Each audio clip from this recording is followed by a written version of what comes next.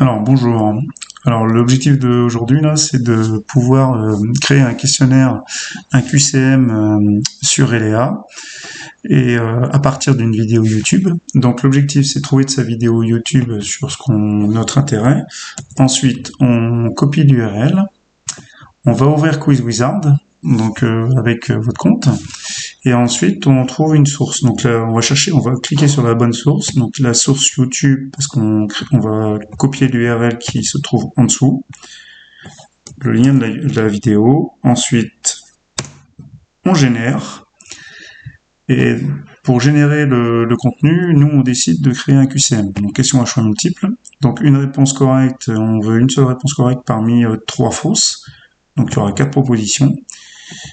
Et après, qu'est-ce qu'on fait? On génère le contenu. Donc l'IA, elle recherche les informations de la question vis-à-vis de la vidéo. On attend que ça se termine. Et il va nous proposer ensuite de l'exporter en différents formats. Donc là, on retrouve le questionnaire du QCM. Lui, il génère en général 10 questions. Donc voilà, avec les réponses qui ont été inscrites dans la vidéo. À nous de vérifier que les questions par rapport aux réponses soient cohérentes.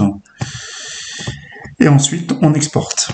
Donc voilà, on exporte un fichier H5P. Voilà, donc on a la possibilité de télécharger un fichier H5P, donc, sur lequel on va l'utiliser pour aller sur LR ensuite. Donc là, il prend un temps à télécharger. Et on ne peut créer qu'un export de format par format. Il faut attendre d'avoir fait celui-ci. Voilà, donc celui-ci est arrivé. Donc ça, c'est mon format que je vais utiliser après. Et on voit qu'on peut l'utiliser aussi un questionnaire pour Pronote. Donc on pourra télécharger aussi sur Pronote. Il a été créé grâce à Quiz Wizard. Donc voilà, ils sont tous, les deux formats sont exportés.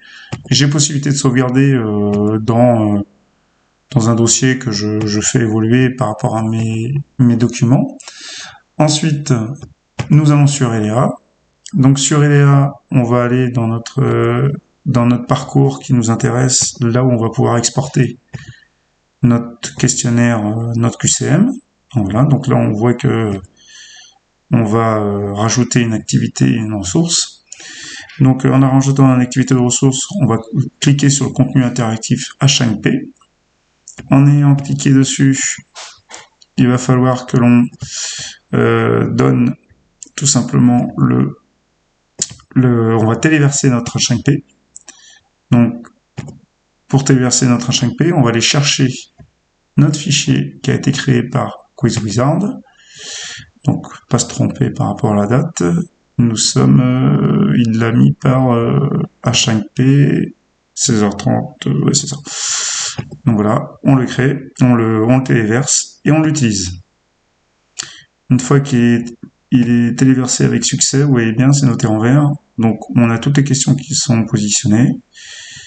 Et après, ce que l'on fait, c'est que l'on va enregistrer et afficher. Et on voit que ce questionnaire a été téléchargé avec toutes les 10 questions, en fait. Donc voilà, on voit ce qu'il en est. Donc, c'est à l'élève de répondre à la bonne réponse par rapport aux propositions. On voit que dans le contenu, quand il nous télécharge, il y a un nom quand même assez important qui ne veut pas forcément dire grand-chose. Donc ce qu'on fait, c'est que on complète.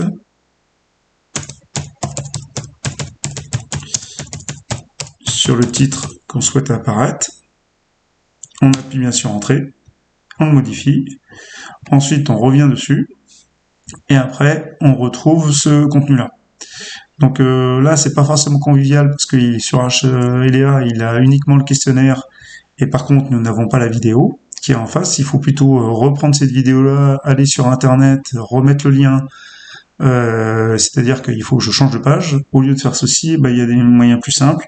En utilisant la fonction multimédia, quand je suis allé dans les paramètres, nous allons sur la vidéo, nous allons récupérer tout simplement le lien de la vidéo sur YouTube qui m'a intéressé, à laquelle j'ai fait mon questionnaire.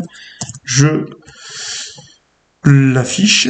Il y a une largeur, donc en ayant déjà testé auparavant, le 800 par 400 suffira pour la présentation de ma fenêtre. Ça, c'est, je vais mettre un mot, voilà, un petit titre. Disjoncteur, voilà. Et ensuite, j'insère le média. Et en insérant le média, voilà, il est intégré à mon questionnaire. Ensuite, ce que je fais, c'est que je vais enregistrer un fichier.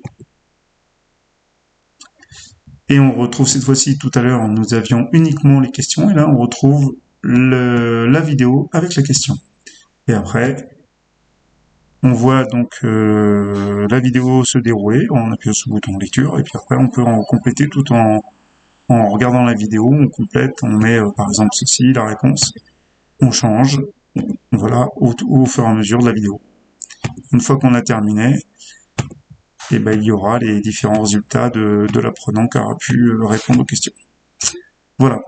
Maintenant, il y a un autre moyen aussi. On a parlé de Pronote tout à l'heure. Donc Pronote, il faut aussi ouvrir donc l'application Pronote. Donc on arrive sur Pronote, on a nos outils pédagogiques où on a mes QCM. Donc quand on a mes QCM, on fait tout simplement importer des QCM depuis un fichier XML. Donc tout à l'heure, je l'ai téléchargé. Donc on revient sur le téléchargement. Hop. Et dans Pronote, c'est le premier, voilà, on voit pronote.xml, et là je l'ouvre. Et donc il va le télécharger avec succès, c'est ce qu'il vient de dire, le QCM a été copié avec succès. Et donc là, il faut le retrouver. Donc pour le retrouver, ben en fait, en général, par défaut, je sais qu'il est vers la fin, ou alors là, il est tout simplement affiché Quiz Wizard. Donc là, on l'a ici, et on retrouve bien le remplacement d'un disjoncteur, l'absence de tension, voilà, c'est vraiment mon QCM sur Pronote. Et après, bah, pour l'associer, donc si je souhaite l'associer à un devoir ou à un cahier de texte, mais ou un devoir, peu importe, ou un cahier de texte, hein, et ben en fait, on le met une date, ou même un devoir, parce qu'ils ont peut-être déjà fait le travail d'apprentissage sur LA. Ici, c'est ce qui permettrait d'intégrer, de le faire une nouvelle fois en classe ou à la maison, et donc de générer tout de suite une note sur Pronote. Donc par exemple, on met une date ultérieure, on met la date à laquelle ils vont le faire, on met la classe concernée par rapport à ça. Moi, je sais que c'était les CAP terminales. Ensuite, on essaie de ramener cette note qui aille directement sur 20. Et puis ensuite, on met le commentaire, disjoncteur. Et une fois que ça a été fait, hop, on crée. On crée donc ce questionnaire, ce QCM sur Pronote avec la classe concernée. Et quand je reviens sur Note, par exemple, pour la classe concernée, et ben, je vais le voir apparaître ce fichier-là qui est ici. Voilà. Et ça, c'est remplacement disjoncteur. On le voit bien en haut dans le titre. Voilà. Et donc, ça génère une note. Voilà. Ben, merci à vous et puis bon courage.